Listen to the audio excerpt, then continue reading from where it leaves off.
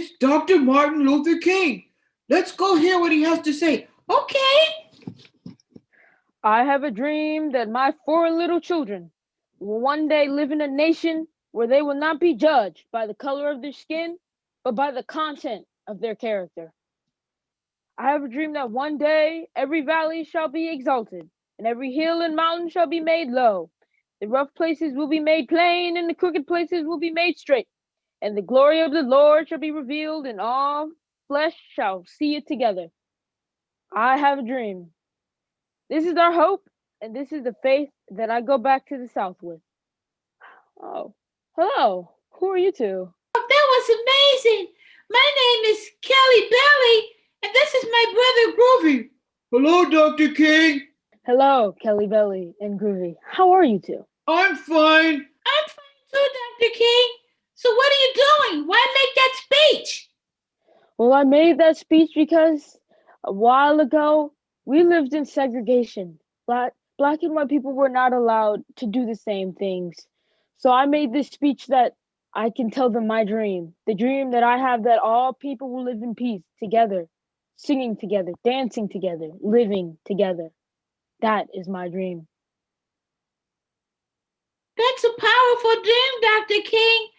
I don't know that it's going to work out, but it's a good dream. You think it'll ever come true?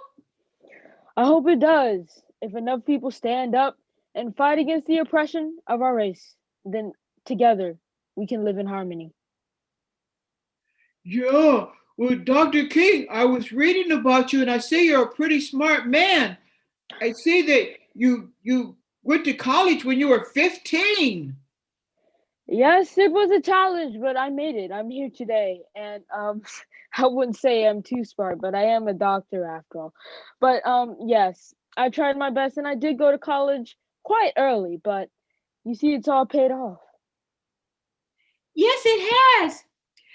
Well, Dr. King, are you aware of what's going on in the United States now? Sadly, I am aware of what's going on and the raid on Capitol. The raid on the Capitol. I am aware, and I just have some words to say, if that's all right with you two. Yes, please.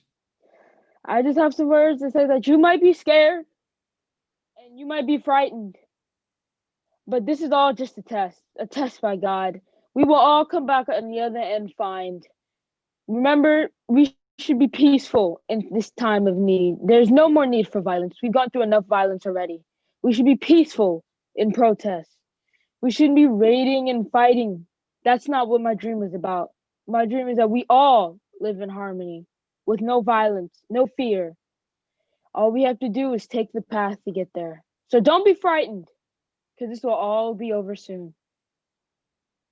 I was really scared when I saw it. I cried because I didn't know what was happening. It looked like democracy was being challenged. This is a challenging time with the pandemic and the thing that happened, the riot that happened this week. We're being tested. That is what I believe. And I believe that my dream will come to fruition. It just takes time. And this is just a test on our path to freedom and to justice and to live in harmony together. Well, I know your birthday's coming up, Dr. King. Do you know that you and George Washington are the only ones that this country celebrates their birthday? I didn't know that. I guess I should pay more attention to the dates, huh? I did not know that we were the only two that got our birthday celebrated. I'm honored. Yes, that is amazing, considering how the times are. Yes, it is amazing, but you can see how far we have come. From slavery and oppression and segregation to a point where we can all vote and speak freely. It's just a little bit longer until we can all live together in peace. Do you think things are going backwards? Because, Dr. King, when you marched on Washington, what's the difference between that and now? Well, back then, we were still segregated. We were not allowed to drink from certain water fountains, and we were not allowed to sit in the front of the bus. But now, we have more rights than we've ever had. It's been 400 years, and we've come a very long way. And I'm very happy to see how the times have changed from segregation and slavery to freedom. Now, there are still some problems now considering race, but I know that it's only a matter of time before we can get over them. Why do you think people don't like people? Because, like, look at me. I'm a brown boy, but there are some people that don't like me. Why? I believe that it's all just a misunderstanding. People are still stuck in the past, still stuck in the time of slavery and segregation. We just got to make it known to them that we are not the same people that we were back then. None of us are. We have to grow. We made past mistakes. I will acknowledge that. I've made mistakes. Our forefathers made mistakes. But now is not the time to revel in those mistakes. We should move forward, not backwards. And that's what we're doing. Well, Dr. King, where do you think God is in all of this? I believe that God created us all equal, as our forefathers wrote in the Declaration of Independence. All men are created equal. God doesn't look at the color of your skin. He doesn't look at when and where you were born. He doesn't look at where you grew up at, how much money you have, none of that. He looks at the contents of your character, your soul, who you have been and who you were to other people. That's what God looks at. What about the pandemic? Do you think that God put the pandemic on the world because a lot of people stopped worshiping and believing and praising Him? I think God put the pandemic here as a test to see if us humans can withstand this, a test to see and to test our faith. A test to test our faith. I believe God is testing us to see if we still believe in Him, see if we still have courage and faith. And I think we do. Through this hard time, more people have come together than ever before. Even though there are these riots, even though there are protests and rallies and differences, we still come together as one people in the United States of America to face this pandemic together. Well, Dr. King, do you have any encouraging words that you want to give to the world? Yes, I have to say is stay strong. Do not fear, because God is with us. And we are so close. We're so close to my dream. The dream that I have, that we will not be judged by the color of our skin, but by the content of our character. We are so close. So stay strong. Stay courageous. Do not be afraid. You can do this. We're in this together. Well, thank you, Dr. King. Your words are encouraging. I'm going to stay strong. And I'm not going to be afraid. No, don't be afraid. God is with us. Okay, Dr. King. We want to thank you. No, thank you for having me.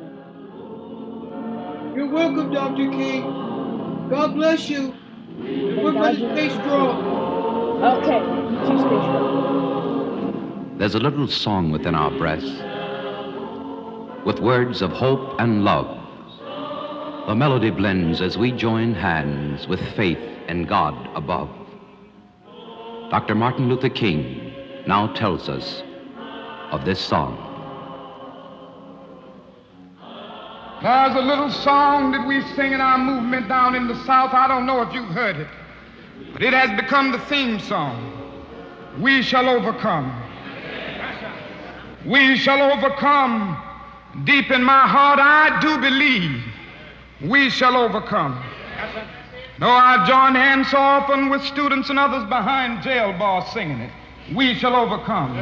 Sometimes we've had tears in our eyes when we joined together to sing it, but we still decided to sing it.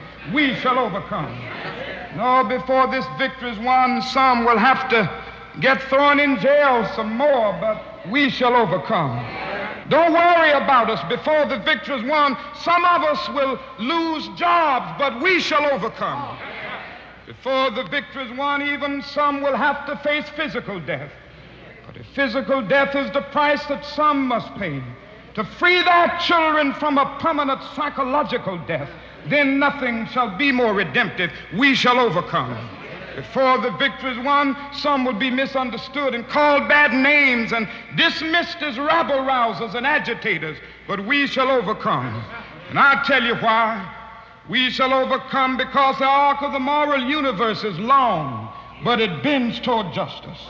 We shall overcome because Carlyle is right. No lie can live forever. We shall overcome because William Cullen Bryant is right. Truth crushed to earth will rise again. We shall overcome because James Russell Lowell is right. Truth forever on the scaffold, wrong forever on the throne. Yet that scaffold sways the future. And behind the dim unknown standeth God within the shadow, keeping watch above his own. We shall overcome because the Bible is right. You shall reap what you sow. We shall overcome. Deep in my heart, I do believe we shall overcome. And with this faith, we will go out and adjourn the councils of despair and bring new light into the dark chambers of pessimism. And we will be able to rise from the fatigue of despair to the buoyancy of hope. And this will be a great America. We will be the participants in making it so. And so as I leave you this evening, I say, walk together, children. Don't you get weary. There's a great camp meeting in the promised land.